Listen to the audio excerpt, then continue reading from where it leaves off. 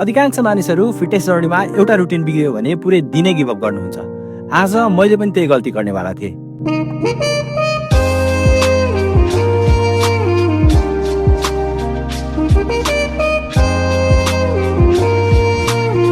आज मैले morning routine skip गरेँ।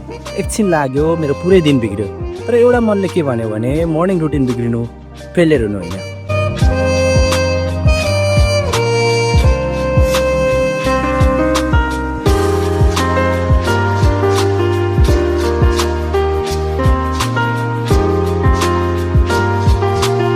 त्यसैले अहिले म यतिखेर साँझमा पनि एक्सर्साइज गर्दैछु, किनकि पर्फेक्ट प्रोग्रेस भनेको पर्फेक्ट दिन नै होइन कि फेरि उठ्ने डिसिजनले दिन्छ।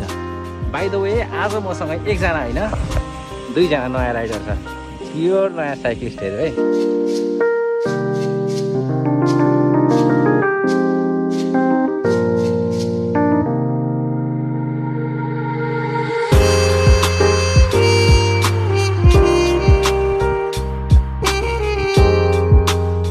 अन्त्यमा एउटा खराब दिनले तपाईँको जर्नी डिफाइन गर्दैन। फेरि सुरु गर्नुहोस्, बस नरोकिनुहोस्।